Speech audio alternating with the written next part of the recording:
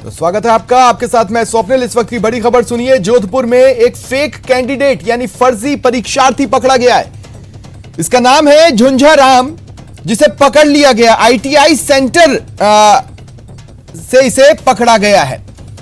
झुंझा राम जो कि fake candidate था, वो बाड़मेर का रहने वाला है। जानकारी मिल रही है कि 3 लाख रुपए में सौदा तय हुआ था।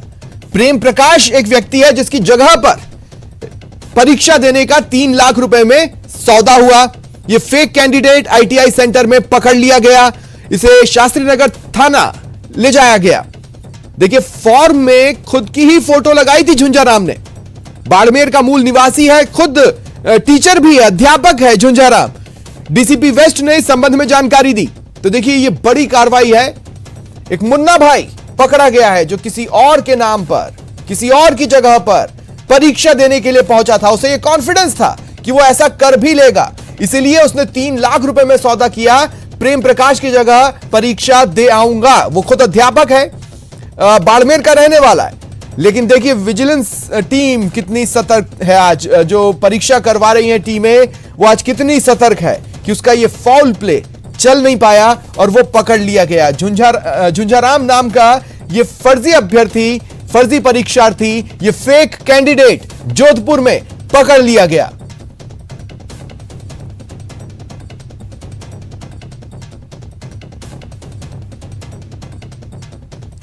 तो देखिए, इस तरह की खबरें और भी जगहों से आई है, अलग अलग लिहाज से। जहां पर भी कोई संदिग्ध मिला उसे पकड़ लिया गया। जहां पर भी नकल की जानकारी मिली उस पर नकेल कसी गई।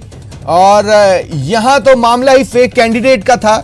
ऐसे में जो विजिलेंस के तौर पर वहां पर टीमें मौजूद हैं, जिनका काम है परीक्षा को शांतिपूर्ण तरीके से सफलतापूर्वक संपन्न करवाना, वो पूरी तरह मुस्तैद हैं। झुंझा राम इस टीम को धोखा नहीं दे पाया। आपके टीवी स्क्रीन पर है झुंझा राम, आप देख सकते हैं। ये बाड़मेर का रहने वाला है, खुद भी एक टीचर है, अध्यापक है। डीसीपी वेस्ट ने इस संबंध में जानकारी दी। उन्होंने ये बताया कि इस शख्स ने, झुंझा राम ने, जो कि आपकी टीवी स्क्रीन पर है, प्रेम प्रकाश की जगह परीक्षा देने का सौदा किया और 3 लाख रुपए में उसने ये सौदा किया। आईटीआई सेंटर से इसे पकड़ लिया गया।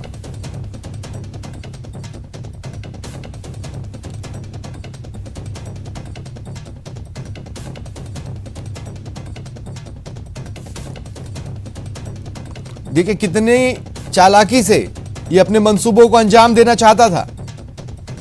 जो फॉर्म होता है उसमें उसने खुद की ही फोटो लगाई थी। और इसके अलावा जो अन्य सुर्खियां आज परीक्षा की पहली पाली के दौरान बनी, वो भी जान लीजिए। बीकानेर से ये तस्वीरें आप अपने टीवी स्क्रीन पर देख रहे हैं, जहां पर नकल पर नकेल कसी गई।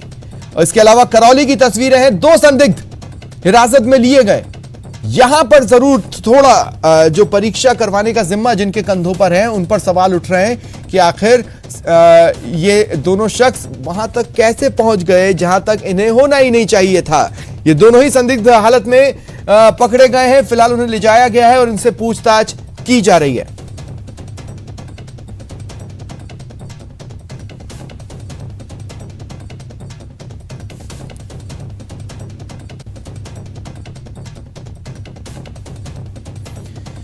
तो देखिए, रीट परीक्षा जो कि प्रशासन के लिए भी एक महापरीक्षा है, उसका आज पहला दिन है और उसकी पहली पाली संपन्न हो चुकी है। अब से 28 मिनट बाद दूसरी पाली की परीक्षा शुरू हो जाएगी।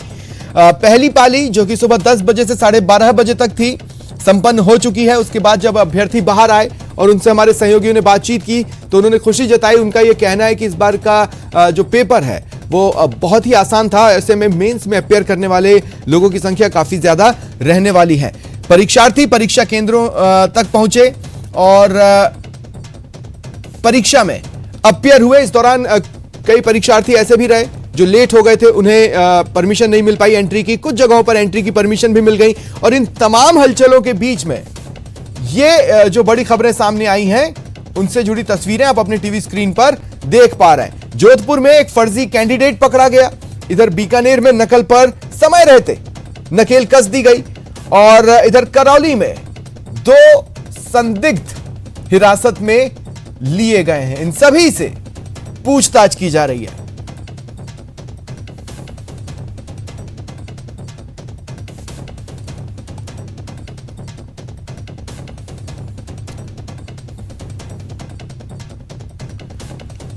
और देखिए इस वक्त हमारे कुछ सहयोगी हमारे साथ जुड़ रहे हैं। करौली से धर्मेंद्र शर्मा मेरे साथ जुड़ रहे हैं और भीलवाड़ा से राहुल कौशिक मेरे साथ जुड़ रहे हैं। आपको टीवी स्क्रीन पर अब नजर भी आ रहे हैं। सबसे पहले धर्मेंद्र, मैं आपके पास आ रहा हूं। देखिए पहली पाली में कई तरह की सुर्खियां बनी, सुर्खियां जो कि विजिलेंस टीम के एक्शन को लेकर भी रहीं और परीक्षार्थियों की कंडीशन को लेकर भी रहीं। कुछ लेट हो गए तो उन्हें एंट्री नहीं मिल पाई, कुछ जगहों पे एंट्री मिल भी गई। अब दूसरी पाली से पहले क्या सुर्खियां बन रही है धर्मेंद्र?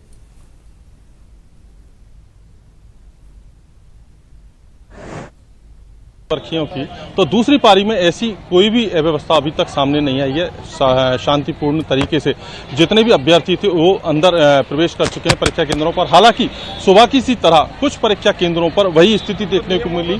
कुछ अभ्यर्थी देरी से पहुंचे जिसके कारण उन्हें परीक्षा केंद्रों पर प्रवेश नहीं किया गया। इस दौरान कुछ परीक्षार्थियों ने आरोप लगाए कि उन्हें अधिकारियों की जो तानाशाही उसका सामना करना पड़ा, जिसके चलते अंदर प्रवेश नहीं दिया गया। लेकिन सबसे बड़ा सवाल यही है कि जब इतने दिन से लगातार रीट परीक्षा वो दे रहे हैं और ये ताकीद किया जा रहा है कि 1 घंटे पहले प्रवेश कर दिया जाएगा, इसके बाद भी देरी से पहुंचना निश्चित तौर से ये जो अभ्यर्थी हैं उनकी गंभीरता को दर्शाता है। तो बात करें संदिग्धों की तो यहाँ हम इस समय राजकीय महाविद्यालय करौली में खड़े हैं, जहाँ परीक्षा केंद्र है। करौली का सबसे बड़ा परीक्षा केंद्र भी है। यहीं पर 2 संदिग्धों को पुलिस ने गिरफ्तार जो हिरासत में लिया था और प्रारंभिक पूछताछ में उन दोनों ही संदिग्धों ने का जो कहना था वो ये कहना था कि वो महाविद्यालय में स्थित मंदिर में दर्शन करने आए थे। हालांकि उनके पास किसी प्रकार की संदिग्ध सामग्री अभी तक नहीं मिली, लेकिन पुलिस फिर भी सभी एंगलों से लेकर उनसे पूछताछ कर रही है। जी स्वप्निल, नहीं मतलब उनके पास कोई ब्लूटूथ डिवाइस या किसी भी तरह की ऐसी चीज जो नकल को प्रमोट करे, ऐसा कुछ भी नहीं मिला है? जी स्वप्निल, अभी तक उनके पास से किसी भी प्रकार की जो संदिग्ध वस्तुएं नहीं बरामद हुई है। साथ ही उनसे पूछताछ में भी उनका कहना है कि वो है महाविद्यालय में मंदिर जो है उसमें दर्शन करने आए थे। लेकिन ये भी अपने आप में सवाल है कि वो महाविद्यालय में एंट्री कैसे कर गए। लेकिन ठीक है, मैं आगे आपके पास आऊंगा धर्मेंद्र। कोटा से सहयोगी योगेश त्यागी भी मेरे साथ जुड़ चुके हैं, लेकिन उससे पहले राहुल कौशिक मैं आपके पास आ रहा हूं। राहुल, दूसरी पाली की शुरुआत से पहले ऐसी तो कोई खबरें नहीं कि परीक्षार्थी लेट हुए और उन्हें एंट्री नहीं दी गई?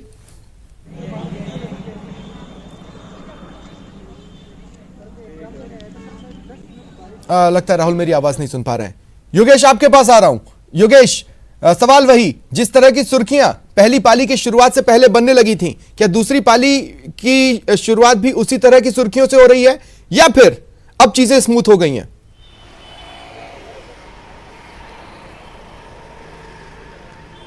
बिल्कुल, अगर दूसरी पारी की बात की जाए तो काफी स्मूथ चीजें हुई हैं, लेकिन हम ऐसे यहाँ पर अभ्यर्थी हैं जो कि कुछ देर लेट हो गए, कुछ मिनट लेट हो गए और परीक्षा देने से वंचित रह गए। उनको उनसे मिलवाते ही कुछ विद्यार्थी हैं जो अभ्यर्थी हैं जो कि कुछ देरी से यहाँ परीक्षा केंद्र पर पहुंचे हैं और परीक्षा देने से वंचित इन्हें कर दिया गया है। क्या हुआ था, किस वजह से लेट हो गए आप यहाँ पर?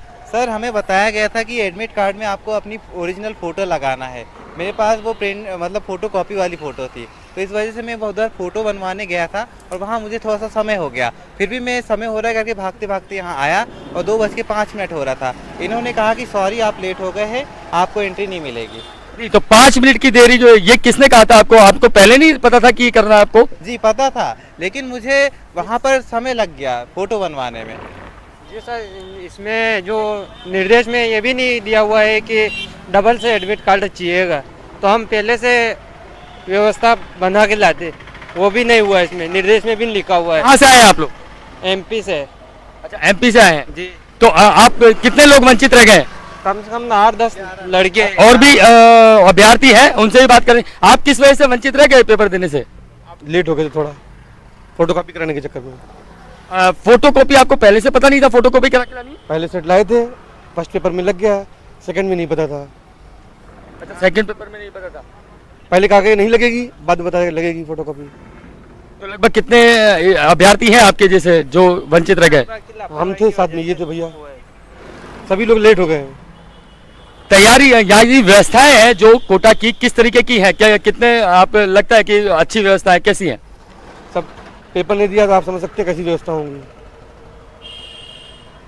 तो ये वो अभ्यर्थी हैं जो को फोटो कॉपी करवानी थी अपने आधार कार्ड की, उसके वजह से थोड़ा सा देर हुए, 5 मिनट से लेट हुए ये परीक्षा केंद्र पहुंचने में, लेकिन इन्हें परीक्षा देने से वंचित कर दिया गया है। आज की इन तमाम घटनाओं में एक सीख उन अभ्यर्थियों के लिए छिपी हुई है जो कल पहली और दूसरी पाली में अपियर होने वाले हैं कि एक तो समय रहते घर से निकले, तमाम चीजें जो ले जानी है उसके एक हिंट्स तो आपको आज ही मिल गए, लेकिन आप परीक्षा में अपेयर कर रहे हैं, आपको बहुत अच्छे से पता है क्या क्या ले जाना है, क्या क्या नहीं ले जाना है, तो पूरी तैयारी के साथ ही पहुंचिए ताकि इस तरह की चीजों से आप बच सकें। एक बार फिर भीलवाड़ा में कोशिश करते हैं। अगर राहुल मुझे सुन पा रहे हैं आप, क्या सुर्खियां बन रही हैं दूसरी पाली के पहले? कर दिया, कह रहे हैं, कर रहा हूं। राहुल सुन रहे हैं मुझे आप? क्या लगता है राहुल तक मेरी आवाज नहीं पहुंच रही। धर्मेंद्र देखिए, मैं आपसे जो बातचीत हो रही थी, दो संदिग्ध पकड़े गए। अव्वल तो उन्हें उस जगह तक पहुंच ही नहीं पाना चाहिए था जिस जगह से उन्हें पकड़ा गया। एक तो ये अपने आप में गंभीर सवाल है। दूसरी बात मैं ये कह रहा हूं कि क्या दूसरी पाली में ऐसे तो कहीं किसी सेंटर से खबर नहीं आ रही कि परीक्षार्थी लेट होकर उन्हें एंट्री नहीं मिली? क्योंकि मौसम वहां ठीक ठाक है, ऐसा कोई खास कारण करौली में होना नहीं चाहिए परीक्षार्थियों के लेट पहुंचने का।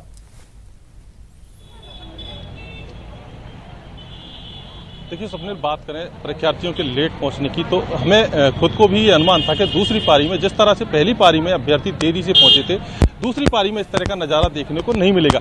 लेकिन कमोबेश स्थिति वही नजर आई। लगभग सभी परीक्षा केंद्रों पर कई परीक्षार्थी देरी से पहुंचे, जिसके कारण उन्हें प्रवेश से वंचित होना पड़ा।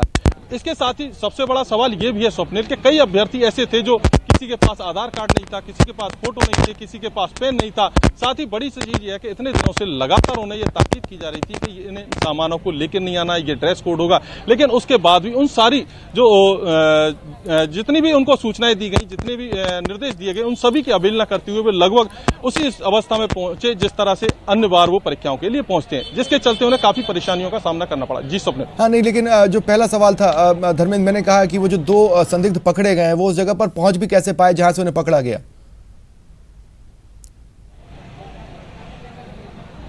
जी स्वप्निल, बात करें उनके पहुंचने की, तो जो पुलिस का जिस तरह से तैयारियां की गई हैं, जिस तरह से लगातार परीक्षा केंद्रों की तलाशी की जा रही है, सुरक्षा जांच की जा रही है, उससे निश्चित तौर से ये सवाल खड़ा होता है कि वो दोनों पहुंचे कैसे।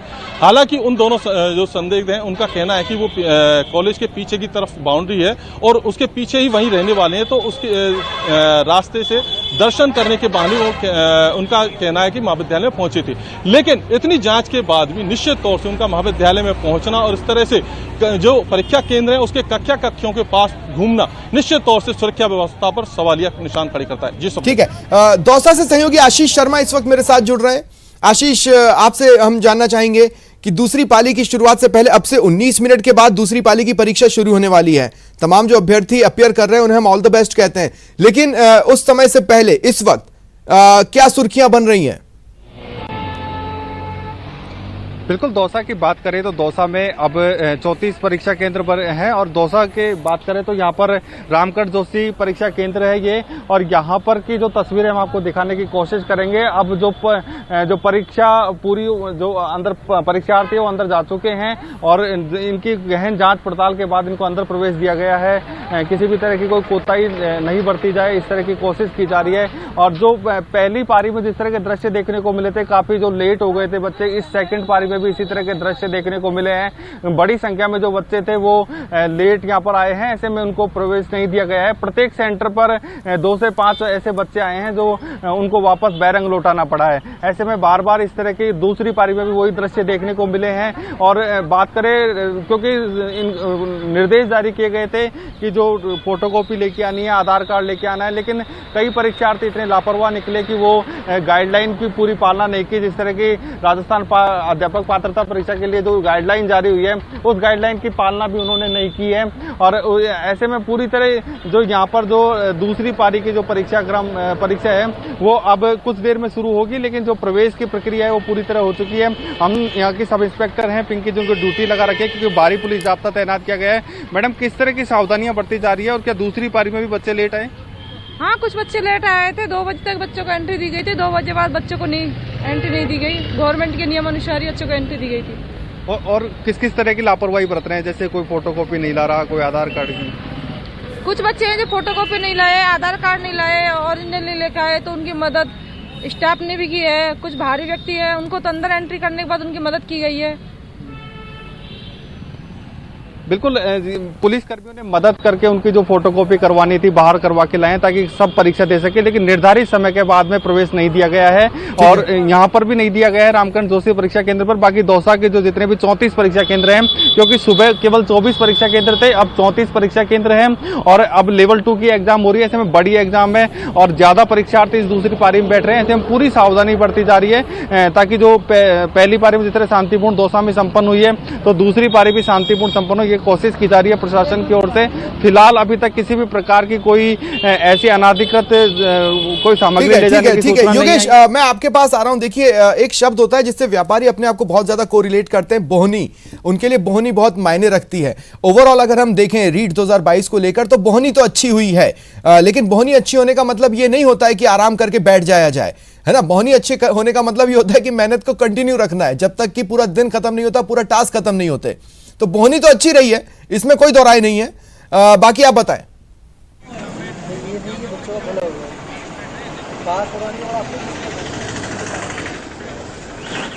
क्योंकि जो रीट के एग्जाम है, जो पहली पारी है, भले से वो बरसात की वजह से थोड़े से इंतजाम डगमगाए, लेकिन जो पहली पारी की परीक्षा है वो अच्छी तरीके से संपूर्ण हुई। और उसके बाद हमने अभ्यर्थियों से भी बात की तो वो भी अपने आप में संतुष्ट नजर आए सारी व्यवस्थाओं से। लेकिन इसका मतलब ये नहीं है कि व्यवस्थाएं सारी अच्छी है, क्योंकि कई चीजें हैं जिन पर हम भी जो है जनता का ध्यान डालना चाहेंगे कि जो जिला प्रशासन ने बात कही थी कि एक जगह से दूसरे जगह पहुंचाने की अभ्यर्थियों को, तो मिनी बसों की बात हुई थी कि मिनी बस से फ्री पहुंचाएंगी, वो नहीं हो रहा है।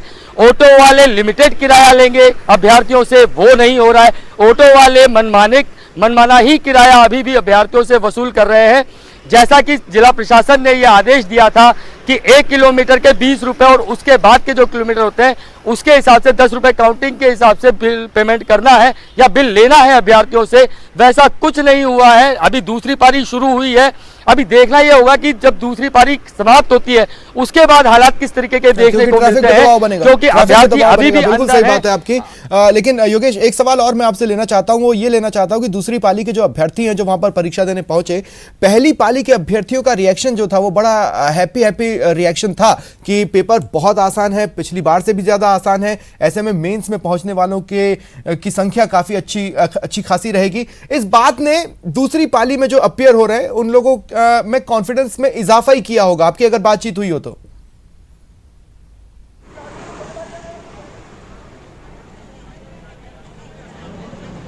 उनका कहीं ना कहीं कॉन्फिडेंस लेवल तो हाई है, क्योंकि जो पहला पेपर था वो कहीं ना कहीं आसान बताया जा रहा था कि आसान आया है। तो दूसरी पारी का भी पेपर को देने वाले जो अभ्यर्थी है वो अपना मनोबल तो बढ़ाकर गए थे।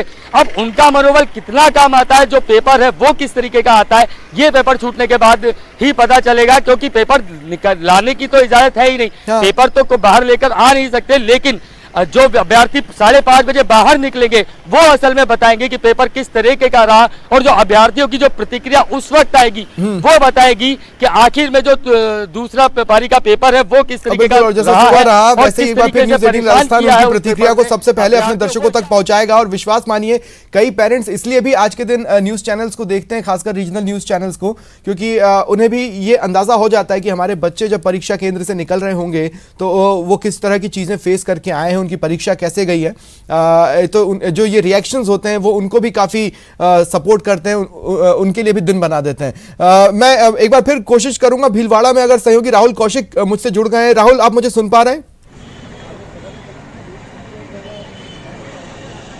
जी स्वप्निल, मैं आपको अब सुन पा रहा हूं। जी राहुल, दूसरी पाली की एग्जाम शुरू होने में अब 13 मिनट का वक्त बाकी है। 13 मिनट के बाद कलम चलने लगेगी अंदर परीक्षा एग्जाम हॉल में, एग्जामिनेशन हॉल में। अभी तक क्या सुर्खियां बनी है दूसरी पाली को लेकर?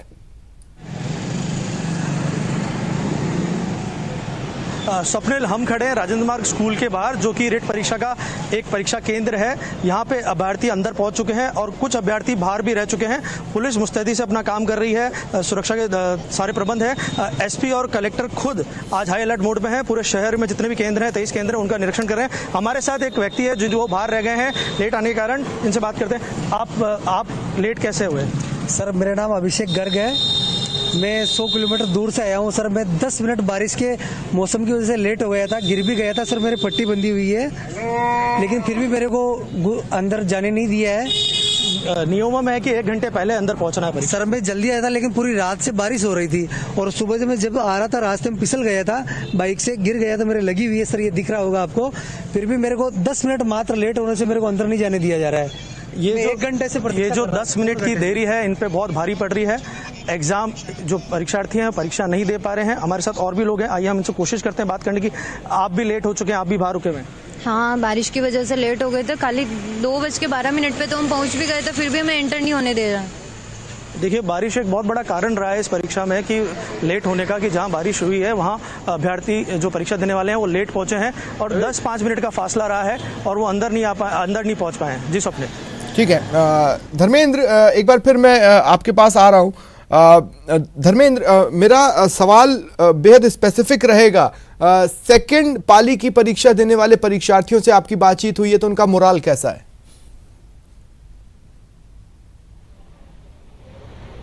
देखिए, जिस तरह से बात करें अभ्यर्थियों की, तो जिस तरह से पहली पारी की परीक्षा हुई थी और पहली पारी की परीक्षा देकर जब अभ्यर्थी बाहर आए थे तो वो प्रसन्न नजर आए थे। तो निश्चित तौर से जो दूसरी पारी की जब अभ्यर्थियों से हमारी बात हुई थी, उनका मोरल काफ़ी हाई था। वो खुश नजर आ रहे थे कि पेपर सरल आया है और निश्चित तौर से दूसरा पेपर भी उनको उससे काफ़ी हिम्मत बंदी थी और वो खुश नजर आ रहे थे। उनका लग रहा था कि उनका नंबर निश्चित तौर से उनका चयन होगा। इसको लेकर और साथ ही जब परीक्षा की जो व्यवस्थाएं उनको लेकर भी परीक्षार्थी काफ़ी खुश नजर आए। हालांकि काफ़ी कुछ अभ्यर्थी देरी से पहुंचने के कारण मायूस हुए थे। जी स्वप्न। ठीक है योगेश, आपसे बातचीत कर रहे थे कि देखिए कुछ ऐसी चीजें जो प्रशासन चाहता तो नहीं था हो, लेकिन हो रही हैं। लोग ऐसे वक्त में अपनी कमाई का जरिया बना लेते हैं। लोग ऐसे वक्त में थोड़े से लालच के पीछे एक सामूहिक मेले से आयोजन को धब्बा लगा देते हैं। लेकिन अब देखिए, शाम को एक दूसरी तरह की दिक्कत होगी जो शहर फेस करेगा। वो ये कि जब परीक्षा खत्म होगी उसके बाद अभ्यर्थी अपने घर जाना चाहेंगे। तेजी से ट्रैफिक जो है उस पर लोड बढ़ेगा और आने जाने के साधनों की कमी भी पड़ सकती है। तो क्या विशेष तैयारियां हैं और क्या वो डिलीवर कर पाएंगी?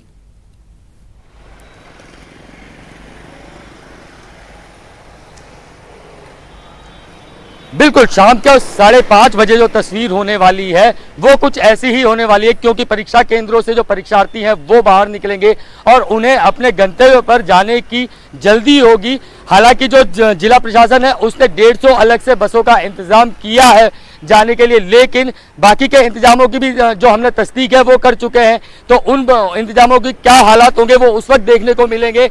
अगर ऑटो और दूसरे ट्रांसपोर्ट की बात की जाए तो उनकी भी क्योंकि कमी होने वाली है, क्योंकि एक साथ परीक्षा केंद्रों से परीक्षार्थी बाहर निकलेंगे और ज्यादातर जो परीक्षार्थी हैं वो परीक्षा देने के बाद अपने गंतव्य पर जाने की कोशिश करेंगे और उसके लिए जो ट्रैफिक व्यवस्था है कहीं ना कहीं वो बिगड़ती सी ही दिखेगी। क्योंकि अभी भी हम जो तस्वीरें देख रहे हैं उसमें जो अभ्यर्थी हैं वो ज्यादा पैसे देकर के परीक्षा केंद्रों तक पहुंचे हैं, क्योंकि जो ऑटो वाले हैं वो मनमाने पैसे वसूल रहे हैं और जो बसें हैं उनमें भीड़ भाड़ ज्यादा है। तो कहीं ना कहीं जो मॉडल तैयार किया गया था, जो सोचा गया था कि परीक्षार्थियों को किसी तरीके की परेशानी नहीं होने दी जाएगी जिला प्रशासन की तरफ से, वो होता हुआ पूरा नहीं दिखाई दे रहा है। क्योंकि परीक्षार्थी तो परेशान होते ही नजर आ रहे हैं। अगर सुबह की पारी की बात करें तो बरसात ने पूरी तरह से जो परीक्षार्थी थे उनको परेशान किया, आने में भी और जाने में भी। हालांकि सेकंड पारी में ये चीज नहीं हुई है, बरसात रुकी हुई है और बरसात से जरूर निजात है, लेकिन दूसरी पारी में दूसरी समस्याएं जरूर सामने आएंगी। क्योंकि जो ट्रांसपोर्टेशन है, ट्रांसपोर्टेशन करने के लिए बहुत बड़ी दिक्कत सामने आने वाली है, क्योंकि ऑटो कम ही दिखाई दे रहे हैं और उस वक्त किसको कितने ऑटो मिलते हैं, कितनी बसें मिलती हैं, ये उस वक्त के ऊपर डिपेंड करेगा। ठीक है, चलिए शुक्रिया आप सभी का मेरे साथ जुड़ने के लिए और तमाम जानकारियों के लिए। फिलहाल इतना ही, नमस्कार।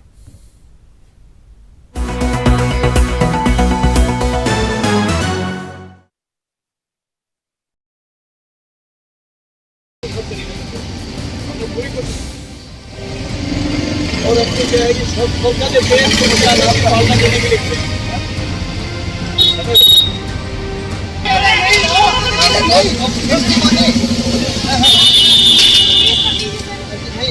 बेल ही बच चुकी, आप लेट हो गए, क्या करें तो क्या करेंगे सर, लेट हो गए। हमारी भी नौकरी का सवाल है, वो गेट बंद हो गया, गेट बंद हो गया, तो हम खोलेंगे तो क्या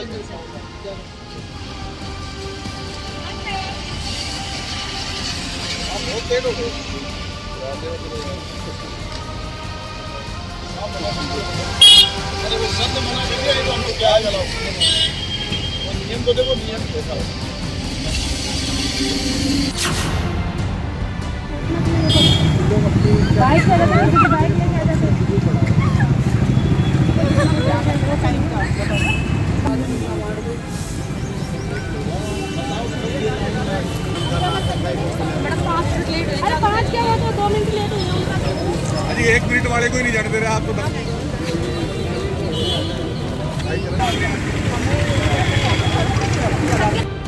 कितना लेट हो गए तो आपको एंट्री नहीं थी? Only 5 minute. क्या चाहते हो कि मतलब आपको अंदर लेना चाहिए नहीं लेना चाहिए? जी सर, 5 मिनट में जैसे टोल पे लग जाते हैं 15-20 मिनट तो।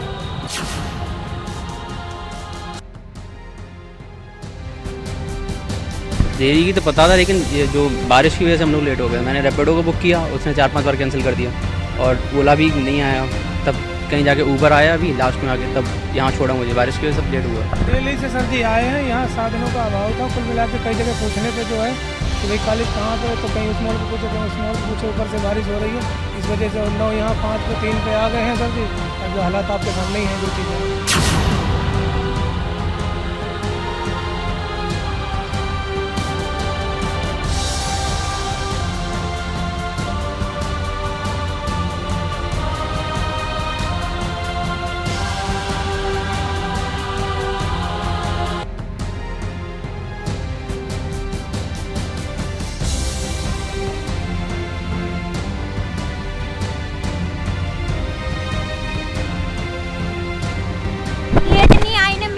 सेंटर में चली गई थी। मैं नहीं हूँ यहाँ, एमपी के हम, तो पता नहीं था। उस सेंटर में चली गई थी और इसमें आई तो बोले कि आपको प्रवेश नहीं दिया? हाँ, कि नहीं लेट हो। मैं बोल रही मेरी गलत फहमी से उस सेंटर में चली गई थी, तो उसमें क्या दिक्कत है? फोटो